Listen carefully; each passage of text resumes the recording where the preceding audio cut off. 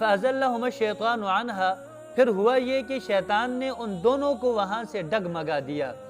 یعنی شیطان نے حضرت آدم علیہ السلام اور حضرت حوا علیہ السلام کو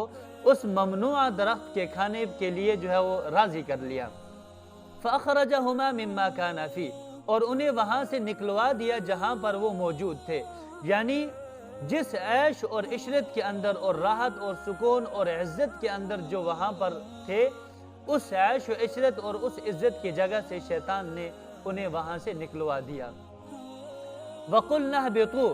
اور اللہ تعالیٰ فرماتے ہیں کہ ہم نے کہا کہ اہبطوا، تم یہاں سے اتر جاؤ، یعنی تم یہاں جنت سے نکل جاؤ جنت سے، بعضکم لبعض عدو، تم ایک دوسرے کے دشمن ہوگے۔ یہاں پر یہ بات یاد رکھیں کہ آدم علیہ السلام سے اجتہادی خطا ہوئی، لیکن اس کے باوجود بھی اللہ رب العزت کی طرف سے اتنی سخت گرفت اور اتنی سخت تنبیہ یہ اس لیے کی گئی، اس کی وجہ یہ ہے کہ جس شخص میں عقل اور فہم زیادہ ہو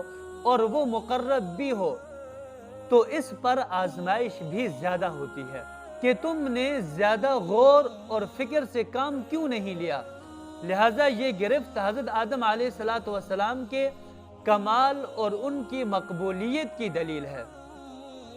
وَلَكُمْ فِي الْأَرْضِ مُسْتَقَرٌّ وَمَتَاعٌ إِلَىٰ حِينٍ، اور تمہارے لیے ایک مدت تک زمین میں ٹھہرنا ہے، اور وَمَتَاعٌ إِلَىٰ حِينٍ، اور فائدہ اٹھانا ہے ایک وقت تک، یعنی تم نے دنیا میں اتر کر کے دنیا میں جا کر کے ہمیشہ نہیں رہنا، چند روز دنیا میں رہنا ہے اور چند روز وہاں کی چیزوں سے تم نے فائدہ اٹھانا ہے، اور پھر آخر کار اللہ ہی کی طرف جو ہے وہ لوٹ کر کے جانا ہے، اور وہ لوٹ کر جانے کا وقت ہر ایک انسان کا مقرر ہے، اور وہ انسان کی موت کا وقت ہے۔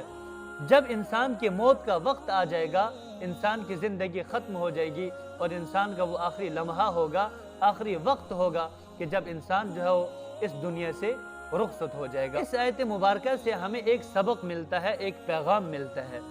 وہ یہ ہے کہ شیطان صرف گناہگار لوگوں پر حملہ آور نہیں ہوتا،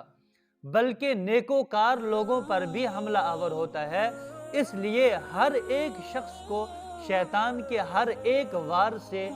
ہوشیار رہنا چاہیے، چوکنا رہنا چاہیے۔ شیطان دو قسم کے ہیں، ایک جن شیطان ہیں اور ایک انسان شیطان ہیں۔ یہ لوگوں کو راہ راست سے ہٹانے کے لیے ان کے دلوں کے اندر جو ہے وہ وسوسہ ڈالتے ہیں، دین کے معاملے کے اندر شکوک و شبہات ڈالتے ہیں، پھر جو ہے وہ انسان گمراہی کی طرف چل پڑتا ہے۔ شیطان انسان سے بچنے کے لیے ضروری ہے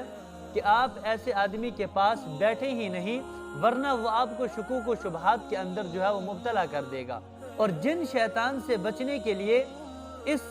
وظیفے کو، اس آیت مبارکہ کو کثرت کے ساتھ پڑھا کریں۔ اللہ رب العزت کا فرمان ہے کہ رب اعوذ بک من ہمزات الشیاطین واعوذ بک رب ان یحضرون۔ یہ وظیفہ ہے کہ اگر کوئی شخص کثرت کے ساتھ اس آیت مبارکہ کا ورد کرتا ہے تو کبھی بھی شیطان اس کے قریب نہیں آ سکتا۔ اس آیت مبارکہ کا ترجمہ یہ ہے کہ اے میرے رب، میں شیطانوں کے وسوسے سے تیری پناہ چاہتا ہوں، اور اے میرے رب، میں اس سے بھی تیری پناہ چاہتا ہوں کہ وہ شیطان میرے قریب آئیں۔ جب انسان اللہ کی پناہ میں آ جائے گا تو پھر شیطان کی مجال نہیں ہے کہ وہ انسان کے قریب آ سکے۔